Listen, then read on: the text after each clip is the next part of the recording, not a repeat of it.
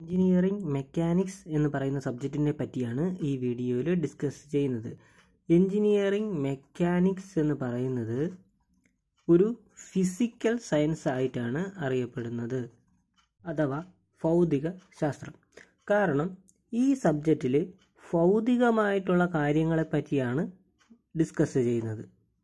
റെസ്റ്റിലിരിക്കുന്ന ഒരു ബോഡിയുടെയോ അല്ലെങ്കിൽ മൂവിങ് കണ്ടീഷനിലിരിക്കുന്ന ഒരു ബോഡിയിലോ എക്സ്റ്റേണലായിട്ട് പുറത്തുനിന്നും ഒരു ഫോഴ്സ് അനുഭവപ്പെടുന്നതിൻ്റെ ഫലമായിട്ട് ഈ ബോഡിയുടെ, അതായത് റെസ്റ്റിലിരിക്കുന്നതോ മൂവിങ് ആയിട്ടിരിക്കുന്നതോ ആയ ബോഡിയിൽ എക്സ്റ്റേണലായിട്ട് ഒരു ഫോഴ്സ് അനുഭവപ്പെടുമ്പോൾ ഉണ്ടാകുന്ന ആ ബോഡിയുടെ കണ്ടീഷനുകളെ പറ്റിയാണ് ഈ എഞ്ചിനീയറിംഗ് മെക്കാനിക്സ് എന്ന് പറഞ്ഞ സബ്ജക്റ്റിൽ കൂടുതലും ഡിസ്കസ് ചെയ്യുന്നത്.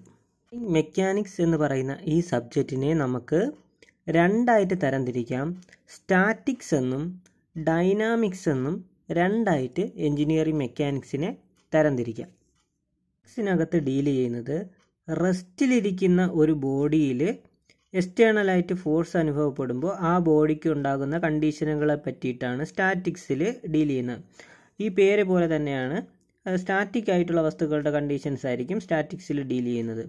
ഈ വസ്തുവിൽ ഒരു ഫോഴ്സ് അനുഭവപ്പെട്ടതിന് ശേഷവും ബോഡി സ്റ്റാറ്റിക് ആയിട്ട് തന്നെയായിരിക്കും, അതായത് റെസ്റ്റിലായിരിക്കും നിലനിൽക്കുന്നത്. അപ്പോൾ ഇങ്ങനെയുള്ളതിനെയാണ് സ്റ്റാറ്റിക് എന്ന് പറയുന്ന സബ്ജക്റ്റിൽ കൈകാര്യം ചെയ്യുന്നത്. ഡൈനാമിക്സിലാണെങ്കിൽ മൂവിങ് കണ്ടീഷനിലുള്ള ഫോഴ്സിനെ പറ്റിയായിരിക്കും ഡൈനാമിക്സിൽ ഡീൽ ചെയ്യുന്നത്. ഒരു ബോഡി എടുത്തു കഴിഞ്ഞാൽ ആ ബോഡി മൂവിങ്ങിലാണെങ്കിൽ ആ ഫോഴ്സിൻ്റെ ആക്ഷൻ മൂലം മൂവിങ് ആകുമ്പോഴത്തേക്കുള്ള അവസ്ഥകളും, അല്ലെങ്കിൽ മൂവിങ്ങിലിരിക്കുന്ന ഒരു ബോഡിയിൽ ഫോഴ്സ് അനുഭവപ്പെടുമ്പോഴുണ്ടാകുന്ന അവസ്ഥകളുമൊക്കെ ആയിരിക്കും ഈ ഡൈനാമിക് എന്ന് പറയുന്ന പാർട്സിൽ ഡിസ്കസ് ചെയ്യുന്നത്. അപ്പോൾ എഞ്ചിനീയറിംഗ് മെക്കാനിക്സിനെ സ്റ്റാറ്റിക്സ് എന്നും ഡൈനാമിക്സ് എന്നും രണ്ടായിട്ട് തിരിച്ചിട്ടുണ്ട്. സ്റ്റാറ്റിക്സിൽ എന്ന് പറയുമ്പോഴത്തേക്ക് റെസ്റ്റിലിരിക്കുന്ന ബോഡിയിൽ ഫോഴ്സ് ആക്ട് ചെയ്യുമ്പോഴത്തേക്ക് ഉണ്ടാകുന്ന കണ്ടീഷനുകളെ പറ്റിയും, ഡൈനാമിക്സിൽ എന്ന് പറയുമ്പോഴത്തേക്ക് മൂവിങ്ങിലുള്ള ഒരു ബോഡിയിൽ ചിലപ്പോൾ ഫോഴ്സ് ആക്ട് ചെയ്യുന്നതിൻ്റെ പരിണതഫലമായിട്ട് അത് മൂവ് ചെയ്യാം, അങ്ങനെയുള്ള ബോഡിയിലുണ്ടാകുന്ന കണ്ടീഷനുകളെ പറ്റിയാണ് ഡൈനാമിക്സിൽ ഡീൽ ചെയ്യുന്നത്. ഡൈനാമിക്സിനെ വീണ്ടും രണ്ടായി തിരിച്ചിട്ടുണ്ട്, കൈനമാറ്റിക്സ് എന്നും കൈനറ്റിക്സ് എന്നും. ഡൈനാമിക്സ് എന്ന് പറയുന്നത് മൂവിങ് ആയിട്ടുള്ള വസ്തുവിനെ പറ്റിയാണ് നമ്മൾ ഡിസ്കസ് ചെയ്യണം. അപ്പോൾ അതിൽ ഈ കൈനമാറ്റിക്സ് എന്ന് പറയുന്നത് ഒരു ബോഡി മൂവിങ്ങിലാണെങ്കിൽ ആ മൂവ്മെൻറ്റിനെ പറ്റി പഠിക്കുന്നതാണ് കൈനമാറ്റിക്സ്. ഇവിടെ ആ മൂവ്മെൻറ്റിന് കാരണമായിട്ടുള്ള ഫോഴ്സിനെയോ, അല്ലെങ്കിൽ ആ ഫോഴ്സ് കാരണമാണ് ചിലപ്പോൾ അത് മൂവ് ചെയ്തിട്ടുള്ളെങ്കിൽ ആ ഫോഴ്സിനെ പരിഗണിക്കത്തില്ല. ചിലപ്പോൾ ഇതിൻ്റെ മൂവ്മെൻറ്റിൻ്റെ പരിണതഫലമായിട്ടൊരു ഫോഴ്സ് ഉണ്ടാവാം, അല്ലെങ്കിൽ ഏതെങ്കിലും ഒരു ഫോഴ്സ് ആക്ട് ചെയ്തത് കൊണ്ടാവാം ഇത് മൂവ് ചെയ്തത്, അത് പരിഗണിക്കത്തില്ല. അതിന് കാരണമായിട്ടുള്ള ഫോഴ്സിനെ പരിഗണിക്കാതെ ഇതിൻ്റെ മൂവിങ്ങിനെ മാത്രം പരിഗണിച്ചുകൊണ്ടുള്ള ഒരു പാർട്സാണ് കൈനമാറ്റിക്സ് എന്ന് പറയുന്ന പാർട്സ്. കൈനറ്റിക്സ് എന്ന് പറയുന്നത് ഇതിൻ്റെ നേരെ തിരിച്ച്, ഒരു വസ്തു മൂവ് ചെയ്യുമ്പോൾ അതിൻ്റെ മൂവ്മെൻറ്റ് മൂലമുണ്ടാകുന്ന ഫോഴ്സ്, അല്ലെങ്കിൽ അതിൻ്റെ മൂവ്മെൻറ്റിന് കാരണമായ ഫോഴ്സ്, ഇവ തമ്മിലുള്ള റിലേഷനെയാണ് നമ്മൾ കൈനറ്റിക്സിൽ ചർച്ച ചെയ്യുന്നത്. അപ്പോൾ കൈനമാറ്റിക്സ്, കൈനറ്റിക്സ്. അപ്പോൾ ഇതിൻ്റെ ഡൈനാമിക്സിനെ നമ്മൾ രണ്ടായിട്ട് തിരിച്ചിട്ടുണ്ട്, കൈനമാറ്റിക്സ് എന്നും കൈനറ്റിക്സ് എന്നും. കൈനമാറ്റിക്കിൽ ഇതിൻ്റെ ഫോഴ്സിനെ ഒന്നും പരിഗണിക്കാതെ മൂവ്മെൻറ്റിനെ പറ്റി മാത്രം സ്റ്റഡി ചെയ്യുന്നതാണ് കൈനമാറ്റിക്സ്. കൈനറ്റിക്സ് എന്ന് പറയുന്നത് ഈ ഫോഴ്സും അതിൻ്റെ മൂവ്മെൻറ്റും തമ്മിലുള്ള റിലേഷനെ പറ്റി പഠിക്കുന്നതാണ് കൈനറ്റിക്സ്. ഈ എഞ്ചിനീയറിംഗ് മെക്കാനിക്സിൻ്റെ ബേസിക് കൺസെപ്റ്റുകളെ പറ്റിയാണ് നോക്കുന്നത്. എഞ്ചിനീയറിംഗ് മെക്കാനിക്സിന് പ്രധാനമായിട്ടും 4 ബേസിക് കൺസെപ്റ്റുകളുടെ അടിസ്ഥാനത്തിലാണ് നമ്മൾ എഞ്ചിനീയറിംഗ് മെക്കാനിക്സ് ചെയ്യുന്നത്. അതിലൊന്നാണ് സ്പേസ്, ടൈം, മാസ്, ഫോഴ്സ്. ഈ 4 ബേസിക് കൺസെപ്റ്റുകളിലാണ് എഞ്ചിനീയറിംഗ് മെക്കാനിക്സ് എന്ന് പറയുന്ന സബ്ജക്റ്റ് പ്രവർത്തിക്കുന്നത്. 4 കൺസെപ്റ്റുകളുടെ പ്രത്യേകത, ഇവയെ നമുക്കൊരിക്കലും ട്രൂ ആയിട്ട് ഡിഫൈൻ ചെയ്യാൻ പറ്റില്ല. നമ്മുടെ എക്സ്പീരിയൻസ് വഴിയൊക്കെ പലതും മനസ്സിലാക്കേണ്ടതായിട്ട് വരും. നമുക്ക് ഒരിക്കലും ഒരു ട്രൂ ഡെഫിനിഷൻ ഈ 4 കൺസെപ്റ്റുകൾക്കും കൊടുക്കാൻ കഴിയില്ല.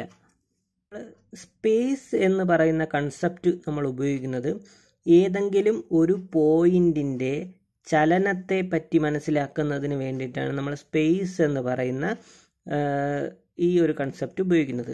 ഇതിനായിട്ട് നമ്മളിപ്പോൾ ഒരു പോയിൻറ്റിൻ്റെ പൊസിഷൻ എന്ന് പറയുന്നത് നമ്മൾ ഏതെങ്കിലും ഒരു റെഫറൻസ് ലൈനിൽ വെച്ച് 3 ലെങ്ത് ഉപയോഗിച്ചിട്ടായിരിക്കും മനസ്സിലാക്കുന്നത്. അതിനെ നമ്മൾ ആക്സിസുകളെന്നൊക്കെ വിളിക്കും. അതിനെ നമ്മൾ കോർഡിനേറ്റ്സ് എന്നാണ് വിളിക്കുന്നത് ആ പോയിൻറ്റിൻ്റെ. അപ്പോൾ നമ്മൾ ഏതെങ്കിലും ഒരു റെഫറൻസ് പോയിൻ്റ് വെച്ചിട്ട് അതിൻ്റെ 3 കോർഡിനേറ്റ്സ് എടുത്തിട്ടായിരിക്കും നമ്മൾ ആ പോയിൻറ്റിൻ്റെ പൊസിഷൻ മനസ്സിലാക്കുന്നത്. അപ്പോൾ ആ പോയിൻറ്റിൻ്റെ മൂവ്മെൻ്റ് എന്ന് പറയുന്നത് അതിൻ്റെ പൊസിഷനിലുണ്ടാകുന്ന ചേഞ്ചാണ്. അപ്പോൾ ഇതിനെ മനസ്സിലാക്കുന്നതിന് വേണ്ടിയിട്ടാണ് നമ്മൾ സ്പേസ് എന്ന് പറയുന്ന കൺസെപ്റ്റ് നമ്മൾ ഉപയോഗിക്കുന്നത്. ഇവിടെ നമ്മൾ X axis, Y axis, Z axis ഇങ്ങനെയുള്ള ആക്സിസുകൾ മനസ്സിലാക്കിയിട്ട് അത് നമ്മൾ കോർഡിനേറ്റ്സ് എന്ന് വിളിക്കും. അതിനെ മനസ്സിലാക്കിക്കൊണ്ടാണ് നമ്മളൊരു പോയിൻറ്റിൻ്റെ പൊസിഷൻ മനസ്സിലാക്കുന്നത്. അപ്പോൾ ഈ ഒരു കാര്യത്തിന് വേണ്ടിയിട്ടാണ് നമ്മൾ സ്പേസ് എന്ന് പറയുന്നത് ഉപയോഗിക്കുന്നത്. കൺസെപ്റ്റാണ് ടൈം.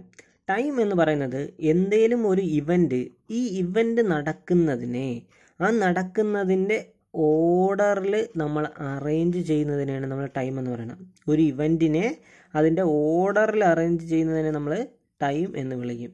ഇത് തുടർച്ചയായിട്ട് നടക്കുന്ന ഒരു ഇവൻറ്റിൻ്റെ മെഷർമെൻ്റാണ്, ഒരു അളവിനെയാണ് നമ്മൾ ടൈം എന്ന് പറയുന്നത്. ഇതിനൊരു ഉദാഹരണം പറഞ്ഞു കഴിഞ്ഞാൽ റൊട്ടേഷൻ ഓഫ് എർത്ത്, ഭൂമിയുടെ റൊട്ടേഷൻ, ഇതൊരു ഇവൻ്റാണ്. ഈ ഇവൻറ്റിനെ കൃത്യമായി അറേഞ്ച് ചെയ്യുമ്പോഴാണ് നമുക്ക് എന്ത് കിട്ടുന്നത്, ടൈം കിട്ടുന്നത്. തീർച്ചയായുള്ള എർത്തിൻ്റെ റൊട്ടേഷൻ വഴി നമുക്ക് ഡേ, നൈറ്റ് തുടങ്ങിയ സമയങ്ങൾ നമ്മൾ കിട്ടും.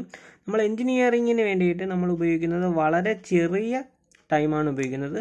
അതുകൊണ്ട് നമ്മൾ സെക്കൻഡുകളാണ് നമ്മൾ ഉപയോഗിക്കുന്നത്. അപ്പോൾ ഈ സെക്കൻഡുകൾ ഉപയോഗിക്കുമ്പം 86,400 സമയം തുടർച്ചയായി നടക്കുന്ന ഒരു ഇവൻ്റാണ് ഭൂമിയുടെ റൊട്ടേഷൻ എന്ന് പറയുന്നത്. അപ്പോൾ ഇങ്ങനെയാണ് നമ്മൾ ടൈം എടുക്കുന്നത്. കൺസെപ്റ്റിൽ സ്പേസായി, ടൈമായി. അടുത്ത ബേസിക് കൺസെപ്റ്റാണ് മാസ് എന്ന് പറയുന്നത്. മാസ് എന്ന് പറയുന്നത് 2 ബോഡികളെ കമ്പയർ ചെയ്യാൻ വേണ്ടിയിട്ടാണ് നമ്മൾ കൂടുതലും മാസ് ഉപയോഗിക്കുന്നത്. അതിൻ്റെ ക്യാരക്ടറൈസ് ചെയ്യാൻ വേണ്ടിയിട്ടാണ് മാസ് ഉപയോഗിക്കുന്നത്. അതെന്തിനാണ്, അതിൻ്റെ മെക്കാനിക്കൽ ഡിസ്റ്റർബൻസിനനുസരിച്ച് 2 ബോഡികൾ എങ്ങനെ പ്രവർത്തിക്കുന്നു എന്ന് മനസ്സിലാക്കുന്നതിന് വേണ്ടിയിട്ടാണ് മാസ് എന്ന് പറയുന്ന കൺസെപ്റ്റ് നമ്മൾ ഉപയോഗിക്കുന്നത്. പിന്നെ 2 ബോഡികൾ എടുത്തു കഴിഞ്ഞാൽ ഈ 2 ബോഡികൾക്ക് സെയിം മാസ് ആണെങ്കിൽ ഇവയെ ഭൂമി അട്രാക്റ്റ് ചെയ്യുന്നത് ഒരേ ഫോഴ്സിലായിരിക്കും. അതുപോലെ ഇതിന് ട്രാൻസ്ലേറ്റ് ആയിട്ട് മൂവ് ചെയ്യുന്നതിനും ഒരേ ഫോഴ്സ് തന്നെയായിരിക്കും ആവശ്യമായിട്ട് വരുന്നത്.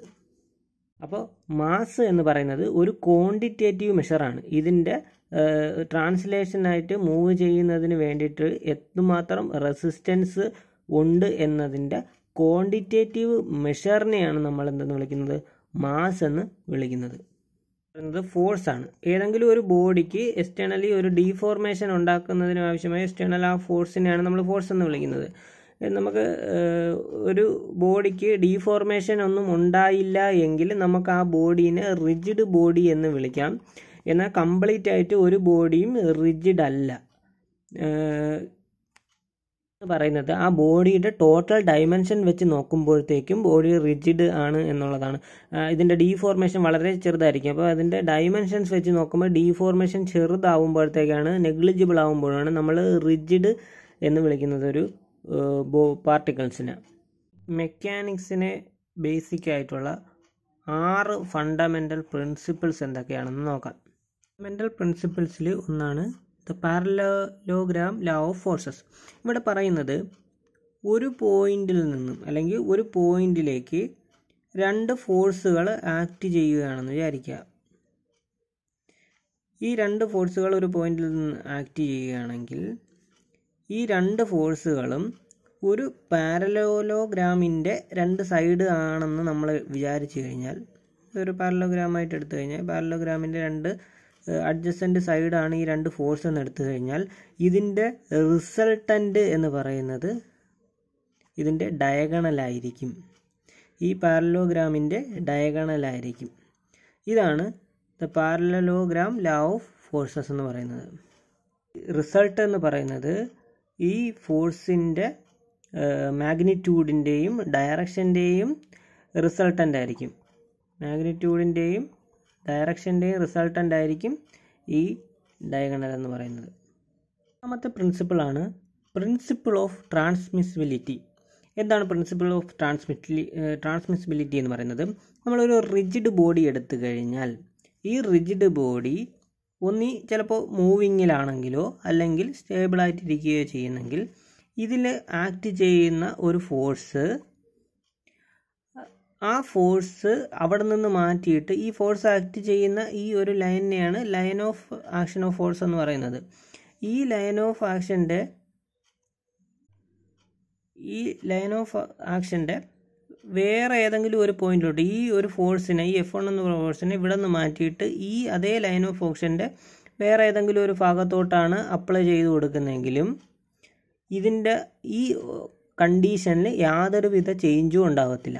ഇതാണ് പ്രിൻസിപ്പിൾ ഓഫ് ട്രാൻസ്മിസിബിലിറ്റി എന്ന് പറയുന്നത്. അതായത് ഫോഴ്സിനെ നമ്മൾ ട്രാൻസ്മിറ്റ് ചെയ്ത് വേറൊരു സ്ഥലത്തോട്ട് ആക്കി കൊടുത്താലും, അതായത് ആ ഫോഴ്സ് ആക്ട് ചെയ്യുന്ന ആ ലൈനിനെയാണ് അതിൻ്റെ line of action of force എന്ന് പറയുന്നത്. ആ ലൈൻ ഓഫ് ആക്ഷനിൽ വേറെ എവിടെയെങ്കിലും ഈ ഫോഴ്സിനെ ഇവിടെ നിന്ന് മാറ്റി അങ്ങോട്ട് ട്രാൻസ്മിറ്റ് ചെയ്ത് കൊടുത്താലും ഈ ബോഡിയുടെ ആ കണ്ടീഷന് യാതൊരുവിധ ചേഞ്ചും ഉണ്ടാകത്തില്ല. ഇതിനെയാണ് നമ്മൾ പ്രിൻസിപ്പിൾ ഓഫ് ട്രാൻസ്മിസിബിലിറ്റി എന്ന് വിളിക്കുന്നത്. അതായത് ഇപ്പോൾ ഇതൊരു ഡെസ്ക് ആണെങ്കിൽ ഈ ഡെസ്കിൻ്റെ ഇവിടെ നിന്ന് നമ്മളൊരു ഫോഴ്സ് കൊടുത്ത് ഈ ഡെസ്കിനെ തള്ളുകയാണ്. പെട്ടെന്ന് ഈ ഇതേ ഫോഴ്സ് തന്നെ എടുത്ത് ഇവിടെ നിന്ന് ഇങ്ങോട്ട് വലിക്കുകയാണെങ്കിൽ, ഇതേ ലൈൻ ഓഫ് ആക്ഷനിൽ തന്നെ വലിക്കുകയാണെങ്കിൽ ഇത് ഡെസ്കിൻ്റെ മൂവ്മെൻറ്റ് സെയിം ആയിരിക്കും. ഇതിനെയാണ് നമ്മൾ പ്രിൻസിപ്പിൾ ഓഫ് ട്രാൻസ്മിസിബിലിറ്റി എന്ന് വിളിക്കുന്നത്. പ്രിൻസിപ്പിളാണ് ന്യൂട്ടൻ്റെ ഫസ്റ്റ് ലാ.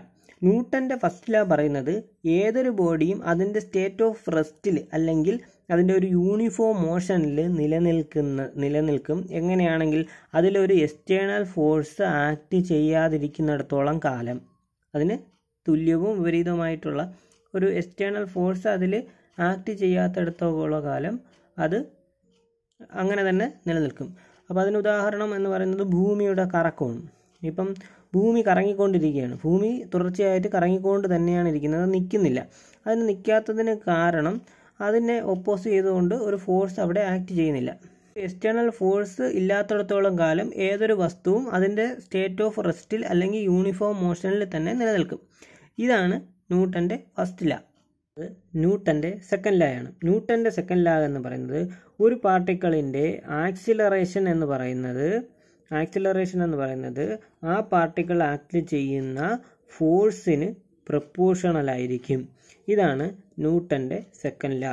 ഈ എഫ് എന്ന് പറയുന്നത് ഫോഴ്സ്, അതിൻ്റെ പ്രൊപ്പോർഷണാലിറ്റി സൈൻ മാറ്റാൻ വേണ്ടി നമ്മൾ മാസ് കൊടുക്കുന്നു, MA. ഇതാണ് F=MA എന്ന് പറയുന്നതാണ് ന്യൂട്ടൻ്റെ സെക്കൻഡ് ലാ. ന്യൂട്ടൻ്റെ തേർഡ് ലാ ആണ്.